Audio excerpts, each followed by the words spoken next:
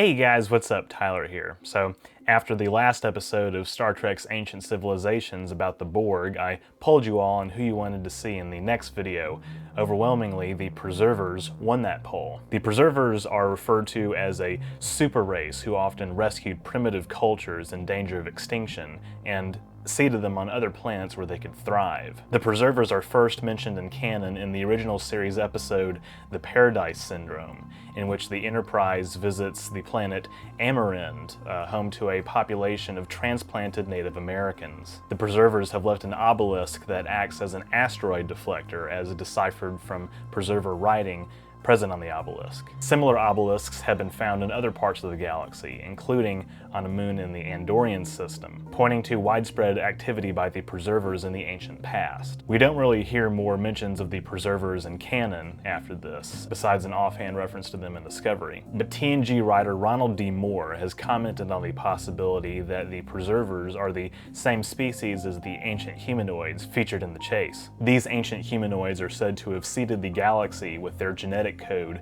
4.5 billion years ago, giving rise to humanoid life. Suffice it to say, the Ancient Humanoids, who are referred to as the Progenitors and other materials, are connected to a lot of things in Star Trek's Milky Way. In this video, I'll attempt to construct a rough timeline of the history of the Preservers and the Progenitors, giving credence to the idea that they are the same species, as well as exploring the possibility that they are not. I'll also try to answer the question of where they ultimately ended up after seemingly disappearing from the galactic scene. This is Star Trek's Ancient Civilizations, The Preservers. For the first part of this timeline, in order to avoid confusion, I'm actually going to be treating the Preservers and the Progenitors as separate species. The reason I'm doing this is that in all of the accounts of their ancient activities, while there's some overlap, alternating between the two names can make us lose focus. At least that's the problem that I ran into in the first draft of this video. But enough meta context. Let's explore the Progenitors first. While it's unknown exactly where the Progenitors evolved, Star Trek Star Charts places their origins in the Gamma Quadrant. However, in Star Trek Online, it's said that the Iconians, natives of the Beta Quadrant, were the first of the Progenitors' child races to achieve sentience, and references to them in other media place heavy emphasis on their activities in the Orion arm of the Milky Way Galaxy, aka our stellar neighborhood. Whichever the case, direct references to the Progenitors indicate that their civilization lasted about 500 million years, at the very least. As the sole progenitor seen in canon, and The Chase describes, when they first ventured out into space, they encountered no other life forms like themselves. Believing that the lifespan of a single species is finite, the Progenitors seeded the primordial oceans of millions of M-class worlds throughout the galaxy, with a DNA sequence that would guide evolution towards a form similar to theirs. Fragments of this DNA sequence would be found in the 24th century by the Enterprise D, in cooperation with the Cardassians and the Klingons. When put together, these fragments project a hologram message from the aforementioned progenitor describing her species' motives. Fun fact, the actress who plays the progenitor is also the actress who plays the female changeling in Deep Space Nine. While some fans have taken issue with this explanation for why so many alien species in Star Trek are humanoid in appearance, basically an in-universe explanation used to justify a real-world production limitation, I think it's perfectly reasonable for the Star Trek universe, because it's basically a glorified version of panspermia. Panspermia is the hypothesis that life can be distributed throughout the universe by space dust, asteroids, comets, and other natural means. In fact, since the 1970s, we've observed that interstellar dust contains a large amount of organic molecules. Under ideal impact conditions, for example, in a body of water, space debris can spread microorganisms such as bacteria from planet to planet, and these microorganisms can colonize their new environment. Paul Stamets makes a reference to panspermia in Season 1 of Discovery, characterizing the spores of Prototaxides stelloviatori as the progenitors of panspermia. These mycelial spores contain a subspace component that enables access to the mycelial network. Mycelial network! The region of subspace used by Discovery's experimental spore drive. It's possible then that the progenitors used the mycelial network as a distribution system for their DNA code, although this is highly speculative. In any case, the progenitors seem to have stuck around in some capacity, as there are numerous homeworlds of humanoid species that orbit stars that are younger than 4.5 billion years. While some of these homeworlds may have been colonized by ancient astronauts, and in fact many were, native-born species on younger planets may have been seeded by the progenitors, strengthening their connection with the preservers. Non-canon materials document the progenitors' activities toward the end of their species' natural life cycle, such as the construction of a research base underneath the surface of Baku, a failed genetic experiment, a genophage if you will, called the xenophore seed, and the collapse of their civilization at the hands of a malevolent dark matter entity. In what may have been one of their last acts, the progenitors might have constructed the galactic barrier, an energy field with unique properties, to protect the Milky Way from outside threats, and this barrier would continue to exist through at least the 23rd century. Now, as far as the preservers go, early licensed materials such as the Star Trek FASA RPG modules place their origins at about 38,000 years ago in the Beta Quadrant. This precipitated a period known as the Preserver Era, which lasted about 20 millennia, although this source is largely inaccurate in my view, as it doesn't really line up with what we learned from the Paradise Syndrome. Most Native American cultures have emerged within the last 10,000 years, and those directly referenced in the episode, the Navajo, the Mohicans, and the Lenape, or Delaware, have recorded histories that date back to around the mid-2nd millennium AD. Furthermore, the novel Federation by Judith and Garfield Reeves Stevens, as well as the William Shatner novels, link the progenitors and the preservers, describing the latter's existence as spanning in excess of 2 billion years. Speculation exists revolving around possible preserver-Borg conflicts dating back to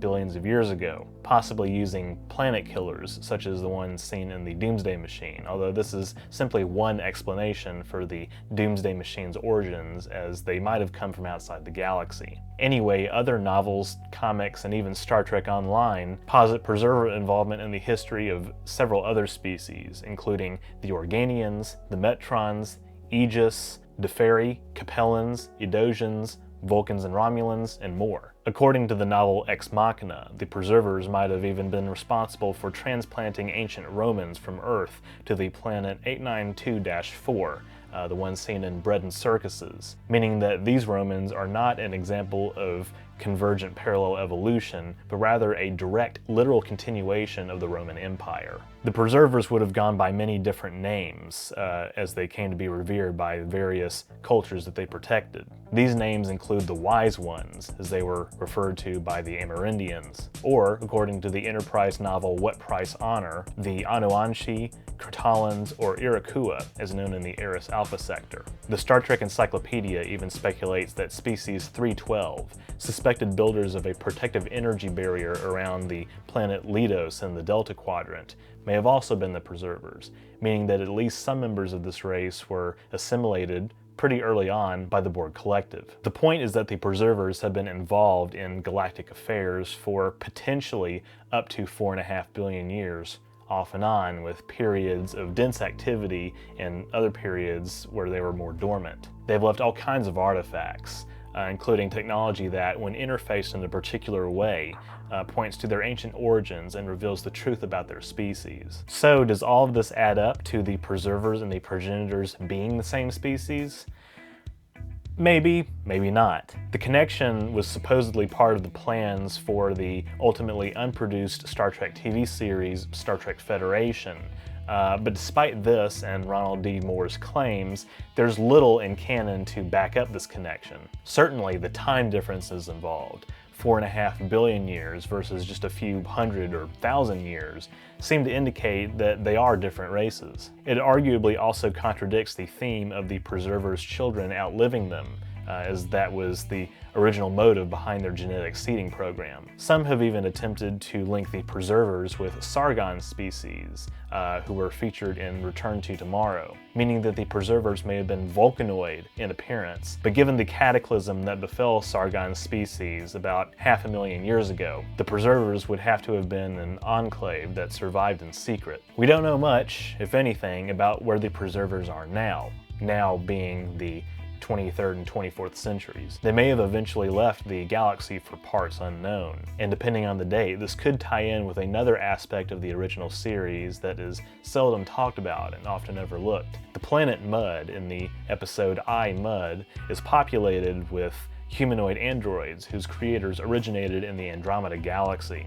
These extragalactic beings had established outposts in the Milky Way before their sun went nova, and the androids have basically been chilling here ever since. Harry Mudd was the first life form from the Milky Way who encountered these androids, an honorable ambassador, I'm sure, meaning that the original series is basically on record as having established that the humanoid form is not in fact exclusive to our galaxy. It's incredibly likely then that the preservers possess the technology to travel beyond the Milky Way and thus beyond the galactic barrier, and may have spread their genetic code to other galaxies in the local group. We haven't seen much of other galaxies in Star Trek, and most of the extragalactic beings that we have seen have been depicted as non-humanoid. That said, the possibility that both forms of life, both humanoid and non-humanoid, are common throughout the local group, or at least not completely absent, is an interesting one. This would mean that the Preserver's legacy isn't necessarily confined to our galaxy. Is it possible that they've ascended into non-corporeal beings like the Organians and the Metrons and the Q? There's no way to know for sure, but as humans and our interstellar neighbors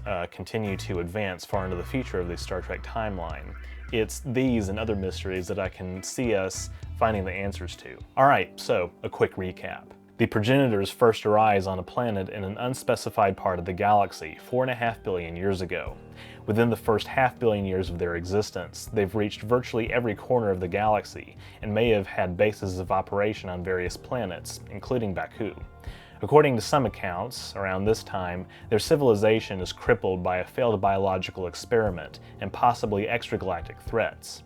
They supposedly create the galactic barrier to protect their children. Around 2 billion years ago, surviving members of this race, the Preservers, continue to cultivate the evolution of younger races. According to one theory, one of their creations, an early incarnation or possibly time-traveling faction of the Borg, fight the Preservers in a war that the Preservers ultimately lose. Another resurgence sees the Preserver involvement in the evolution of the Organians and the Metrons, among other races. This probably happened millions of years ago when the Organians first evolved. 500,000 years ago, the Arat Empire is founded by Sargon's people, an offshoot of whom may have become the Preservers if their connection with the Progenitors is to be ignored. Tens of thousands of years ago, by one account, the Preservers ally with the Aegis, Gary Seven's superiors from the episode Assignment Earth, to protect the galaxy from threats across both time and space. Within the last 10,000 years, the Preservers conduct their only known canon activity to date, which is transplanting members of the human race to the planet Amarend, and leave behind a powerful obelisk, although similar obelisks are discovered in the Andorian system, and according to various non-canon sources, ruins are found on Altair and other planets found in local space. Finally, in the 24th century, speculation continues to ensue about connections between the Progenitors and the Preservers, with direct interference in the evolution of the Deferi, Edosians, Vulcanoid races, and several other species, the subject of archaeological interest. Admittedly, this timeline isn't perfect, but believe me, I am leaving out quite a bit of information that is super contradictory, in my opinion, to what we've seen on screen. And as always, just like with the various accounts of the Borg's origins across different media, it's possible that large portions of this timeline can be dismissed as they lack evidence in canon. But I think that on principle, because of what we do know in canon about the Progenitors and the Preservers, there's a bit more leeway in explaining various archaeological finds and other galactic mysteries with the phrase, "the Preservers did it," because in a lot of cases, they actually did. Thank you all so much for watching. I really appreciate everyone who was interested in this topic and voted for it. As always, I'm interested to hear your thoughts in the comments. Let me know if I missed anything, and if you want to help decide the next episode of Star Trek's Ancient Civilizations, or just one of the next alien species that I cover on this channel, you can participate in the polls on my community tab. As always, if you like this video, be sure to leave a thumbs up down below and don't forget to share it. That stuff really helps me out. And of course, if you haven't subscribed,